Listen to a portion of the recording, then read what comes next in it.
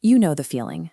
A high-stakes presentation or a critical performance is looming over you, and despite the chaos of the world moving around you, your mind is entirely isolated, fixated on that single upcoming moment. This is anticipatory anxiety. It occurs when the human body's threat detection system locks onto a scheduled future event and flags it as a present danger. This targeted worry hijacks your cognitive load. For hours, days, or even weeks before you actually step into the room, your brain forces you to simulate worst-case scenarios, burning through mental energy. The deeply held professional assumption is that rigorous, repetitive preparation is the ultimate antidote to this anxiety. If you know your material perfectly, the fear should disappear. High achievers easily fall into this behavioral loop. They attempt to eradicate their fear through brute force over-preparation, memorizing every slide, anticipating every possible question, and sacrificing sleep to review notes one last time. But clinical studies measuring physiological, biological markers completely contradict this assumption. The data reveals that practice does not actually turn off the panic. Objective stress metrics spike predictably in the hours leading up to an event, regardless of the sheer number of hours a person spends practicing their material. Performance anxiety is not a metric of under-preparation, nor is it a psychological flaw. It is a highly conserved biological mechanism that kept our ancestors alive. If preparation cannot mute the nervous system's threat response, the only way to achieve peak performance is to stop fighting the biological reaction and learn to drive it.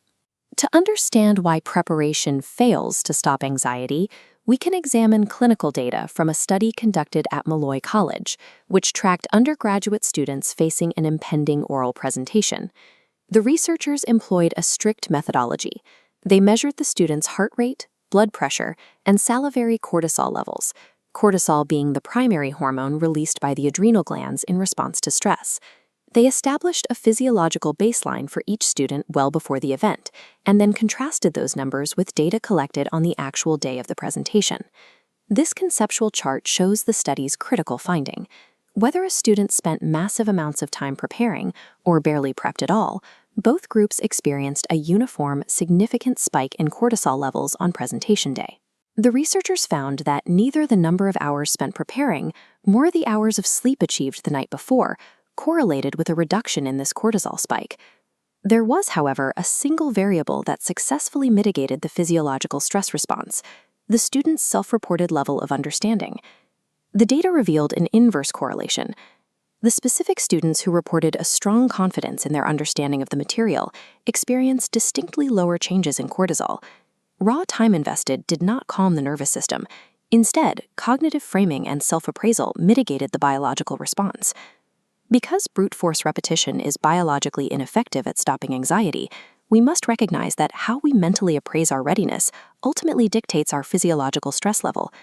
Why does the human body react to a boardroom presentation as if it is being hunted by a predator? The answer lies in the autonomic nervous system, the neural network responsible for regulating involuntary bodily functions during high-stakes exposure.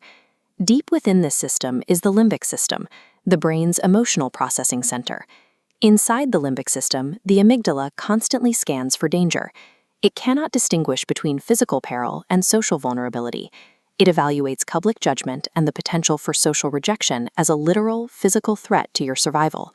Once the threat is detected, it activates the sympathetic nervous system. This is the classic fight-or-flight response, preparing the body for immediate, decisive action by flooding your internal system with adrenaline and cortisol.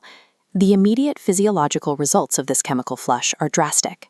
Digestion slows down to conserve energy. Blood flow rushes to muscle groups, and your heart rate accelerates to pump oxygen through your body. This creates the physical symptoms we associate with performance anxiety: a racing heart, shallow breathing, sweating, and shaking hands. These symptoms are not indicators of impending failure. They represent an extreme, highly efficient reallocation of biological resources. Your body is optimizing itself to act. You are not malfunctioning, you are powered up, and now you can begin to weaponize this biological energy. This heightened state of sensory acuity is your body's intrinsic communication network. It is stripping away non-essential functions to prepare you to survive a highly vulnerable situation. By recognizing that shaking hands and a racing heart are hardwired survival mechanisms, we strip away the shame of anxiety. To understand how to harness this energy, we look to the historical research of psychologist Robert M. Yerkes and John Dillingham Dodson in 1908.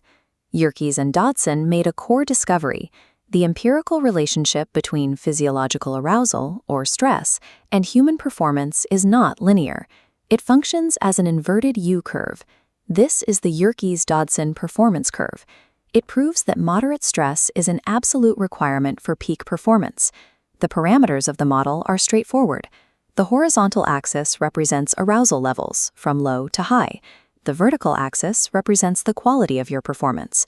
On the far left side of the curve, an environment with zero stress yields weak performance. Without any pressure, you experience a lack of focus, boredom, and disengagement. As the sympathetic nervous system engages and pushes your arousal higher, your performance climbs concurrently. Your body is reaching biological readiness.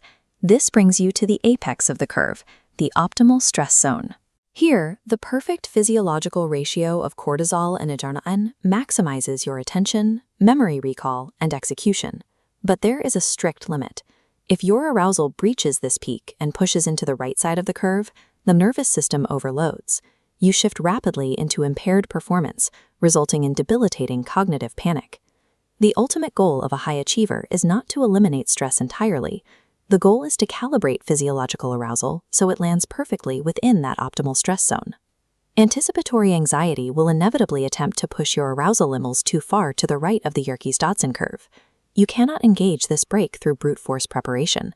You must manually activate it using specific physical coping mechanisms. Specific psychological triggers act as accelerators.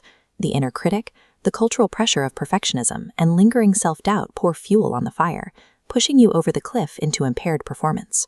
It is a deliberate balance between chaos and control. You are riding the biological response rather than being crushed by it. To counter this, you must rely on a different biological system, the parasympathetic nervous system.